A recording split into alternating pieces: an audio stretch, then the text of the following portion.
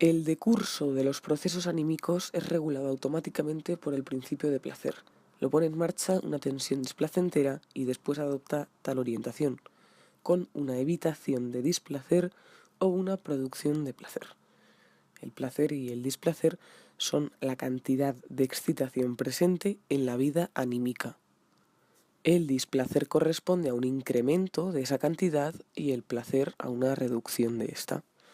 El aparato anímico se afana por mantener lo más baja posible, o al menos constante, la cantidad de excitación presente en él. El principio de placer se deriva del principio de constancia. Dice también que en el alma existe una fuerte tendencia al principio de placer, pero ciertas otras fuerzas o constelaciones la contrarían, de suerte que el resultado final no siempre puede corresponder a la tendencia al placer. El principio de placer es propio de un modo de trabajo primario del aparato anímico. Es inutilizable y peligroso en alto grado para la autopreservación del organismo en medio de las dificultades del mundo exterior. Bajo el influjo de las pulsiones de autoconservación del yo, es relevado por el principio de realidad. Sin resignar el propósito de una ganancia final de placer, exige y consigue posponer la satisfacción, renunciar a diversas posibilidades de lograrla y tolerar provisionalmente el displacer en el largo rodeo hacia el placer. El principio de placer sigue siendo todavía el modo de trabajo de las pulsiones sexuales, difíciles de educar. Prevalece sobre el principio de realidad. Otra fuente del desprendimiento de displacer, no menos sujeta a ley, surge de los conflictos y escisiones producidos en el aparato anímico. Acontece repetidamente que ciertas pulsiones o partes de pulsiones se muestran por sus metas o sus requerimientos inconciliables con las restantes que pueden conjugarse en la unidad abarcada del yo. Son segregadas entonces de esa unidad por el proceso de la represión, se las retiene en estadios inferiores del desarrollo psíquico y se les corta en un comienzo la posibilidad de alcanzar satisfacción. Y si luego consiguen procurarse por ciertos rodeos una satisfacción directa o sustitutiva, este éxito, que normalmente habría sido una posibilidad de placer, es sentido por el yo como displacer. Un ejemplo de esto son los actos fallidos. Habla sobre la neurosis traumática. Dice que el cuadro de la neurosis traumática diferencia entre angustia, miedo y terror. Describe la angustia como cierto estado como de expectativa frente al peligro y preparación para él. El miedo es algo que requiere de un objeto determinado, en presencia del cual uno lo siente. Y en cambio el terror es un estado en que se cae cuando se corre un peligro sin estar preparado. Destaca el factor de la sorpresa. En la angustia hay algo que protege contra el terror y por tanto también contra la neurosis de terror. La vida onírica de la neurosis traumática reconduce al enfermo una y otra vez a la situación de su accidente, de la cual despierta con renovado terror. El enfermo, por tanto, está fijado psíquicamente al trauma. El histérico padece por la mayor parte de reminiscencias, dice Freud. En este estado la función del sueño está afectada y desviada de sus propósitos, o bien tendríamos que pensar en las enigmáticas tendencias masoquistas del yo. Los niños repiten en el juego todo cuanto les ha hecho gran impresión en la vida. Repetir lo reprimido como vivencia presente en vez de recordarlo. Los neuróticos repiten en la transferencia todas estas ocasiones indeseadas. Para el organismo vivo, la tarea de protegerse contra los estímulos es casi más importante que la de recibirlos. Dice también que los procesos anímicos inconscientes son atemporales. Destaca también la prevalencia de las sensaciones de placer y displacer sobre todos los estímulos externos y una cierta orientación de la conducta respecto de las excitaciones internas que produzcan una multiplicación de displacer demasiado grande. En efecto, se tenderá a tratarlas como si no obrasen desde adentro, sino desde fuera, a fin de poder aplicarles el medio defensivo de la protección antiestímulo, es decir, de la proyección. Llama traumáticas a las excitaciones externas que poseen fuerza suficiente para perforar la protección antiestímulo. Se moviliza una energía de investidura a fin de crear en el entorno del punto de intrusión una investidura energética de nivel correspondiente. Se produce una contrainvestidura en favor de la cual se empobrecen todos los otros sistemas psíquicos. El resultado es una extensa parálisis o rebajamiento de cualquier otra operación psíquica. Cuanto más alta sea su energía aquiescente propia, tanto mayor será también su fuerza ligadora. Y a la inversa, cuanto más baja su investidura, tanto menos capacitado estará el sistema para recibir energía afluyente, y más violentas serán las consecuencias de una perforación de la protección antiestímulo como la considerada. Existen diversas formas de llenado energético. Una sería preciso distinguir el libre fluir, que es fuerza en pos de su descarga, y una investidura aquiescente de los sistemas psíquicos. Añade que la neurosis traumática común es el resultado de una vasta ruptura de la protección antiestímulo. El terror conlleva la sobreinvestidura de los sistemas que reciben primero el estímulo.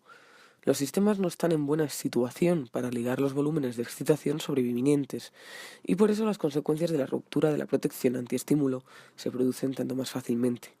Descubrimos así que el apronte angustiado, con su sobreinvestidura de los sistemas recipientes, constituye la última trinchera de la protección antiestímulos. Los sueños de angustia buscan recuperar el dominio sobre el estímulo por medio de un desarrollo de angustia cuya omisión causó la neurosis traumática. La compulsión de repetición en el análisis se apoya en el deseo de convocar lo olvidado y reprimido. En cuanto a las neurosis de guerra, bien podría tratarse de neurosis traumáticas facilitadas por un conflicto con el yo. Las posibilidades de contraer neurosis se reducen cuando el trauma es acompañado por una herida física, como antes ya ha dicho. La violencia mecánica del trauma liberaría el quantum de excitación sexual, cuya acción traumática es debida a la falta de apronte angustiado. Por otra parte, la herida física simultánea ligaría el exceso de excitación al reclamar una sobreinvestidura narcisista del órgano doliente. Perturbaciones graves en la distribución libidinal, como las de una melancolía, son temporariamente canceladas por una enfermedad orgánica intercurrente. En el inconsciente, las investiduras, que son la unión de energía pulsional a una o varias representaciones inconscientes, pueden transferirse, desplazarse y condensarse de manera completa y fácil. Llama proceso psíquico primario a los procesos que ocurren en el inconsciente, a diferencia de los procesos secundarios que rigen nuestra vida normal de vigilia. La tarea de los estratos superiores del aparato anímico sería ligar la excitación de las pulsiones que entra en operación en el proceso primario. El fracaso de esta ligazón provocaría una perturbación análoga a la neurosis traumática. Solo tras una ligazón lograda podría establecerse el imperio del principio de placer. Dice que la novedad es condición del goce y que la repetición, el reencuentro de la identidad, constituye por sí misma una fuente de placer. En el analizado, resulta claro que su compulsión a repetir en la transferencia los episodios del periodo infantil de su vida se sitúa en todos los sentidos más allá del principio de placer. Las huellas anémicas reprimidas de sus vivencias del tiempo primordial no subsisten en su interior en estado ligado, son insusceptibles del proceso secundario. A esta condición de no ligadas deben también su capacidad de formar, adhiriéndose a los restos diurnos, una fantasía de deseo que haya figuración en el sueño. Añade que una pulsión sería entonces un esfuerzo, inherente al orgánico vivo, de reproducción de un estado anterior. Es decir, que todas las pulsiones quieren reproducir algo anterior. Y que la primera pulsión es la de regresar a lo inanimado. El estatuto de las pulsiones de autoconservación que suponemos en todo ser vivo presenta notable oposición con el presupuesto de que la vida pulsional en su conjunto sirve a la provocación de la muerte. El organismo vivo lucha con la máxima energía contra influencias, peligros, que podrían ayudarlo a alcanzar su meta vital por el camino más corto. por cortocircuito. Y esto es característico de lo pulsional. Distingue entre pulsiones yoicas y pulsiones sexuales. Define las pulsiones yoicas como pulsiones de muerte. Dice que se esfuerzan en el sentido de la muerte. Tienen un carácter conservador, de compulsión de repetición. Dice que las pulsiones yoicas provienen de la animación de la materia inanimada y quieren restablecer la condición de inanimado. Mientras que las pulsiones sexuales o pulsiones de vida se esfuerzan por la continuación de la vida. Reproducen estados primitivos del ser vivo y su meta es la fusión de dos células germinales diferenciadas de una manera determinada. Su finalidad es la inmortalidad. Dice que la muerte es más bien un mecanismo de conveniencia, un fenómeno de la adaptación a las condiciones vitales externas, porque desde el momento en que las células del cuerpo se dividieron en soma y plasma germinal, una duración ilimitada de la vida individual habría pasado a ser un lujo carente de finalidad. Añade que las pulsiones sexuales están dirigidas al objeto. Y estudiando el desarrollo libidinal del niño en sus fases más tempranas, llegó a la intelección de que el yo era el reservorio genuino y originario de la libido, la cual sólo desde ahí se extendía al objeto. La libido fue llamada narcisista cuando permanecía dentro del yo, y la vincula a las pulsiones de autoconservación. De este modo, la oposición originaria entre pulsiones yoicas y pulsiones sexuales se volvía insuficiente. Dice que una parte de las pulsiones yoicas fue reconocida como libidinosa. En el interior del yo actuaban también pulsiones sexuales. Y añade que, a pesar de esto, se está autorizado a decir que la vieja fórmula según la cual la psiconeurosis consiste en un conflicto entre pulsiones yoicas y pulsiones sexuales sigue vigente, y que la neurosis de transferencia sigue siendo el resultado de un conflicto entre el yo y la investidura libidinosa de objeto. Dice que el propio amor de objeto nos enseña una segunda polaridad, la primera era pulsión de vida, pulsión de muerte, de esta clase, la que media entre amor, ternura y odio, agresión. Es decir, que hay un componente sádico en la pulsión sexual, en calidad de perversión. Se pregunta si no cabe suponer que ese sadismo es en verdad una pulsión de muerte apartada del yo por el esfuerzo y la influencia de la libido narcisista, de modo que sale a la luz solo en el objeto, y que después entra al servicio de la función sexual en el estadio de organización oral de la libido. El apoderamiento amoroso coincide todavía con la aniquilación del objeto.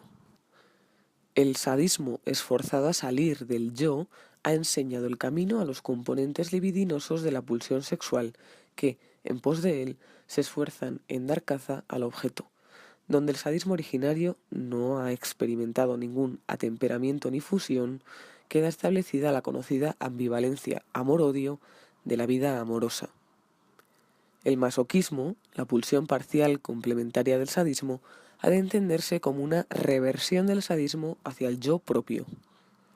Entre las más tempranas e importantes funciones del aparato anímico se encuentran la de ligar las mociones pulsionales que le llegan, la de sustituir el proceso primario que gobierna en ellas por el proceso secundario y la de transmudar su energía de investidura libremente móvil en investidura predominantemente quiescente.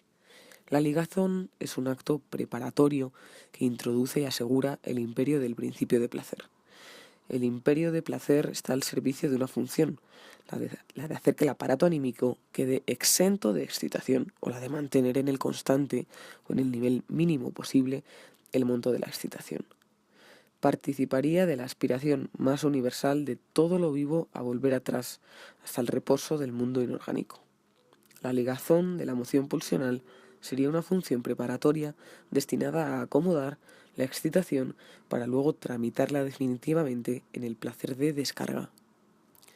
Los procesos no ligados, los procesos primarios, provocan sensaciones mucho más intensas en ambos sentidos que los ligados, los del proceso secundario.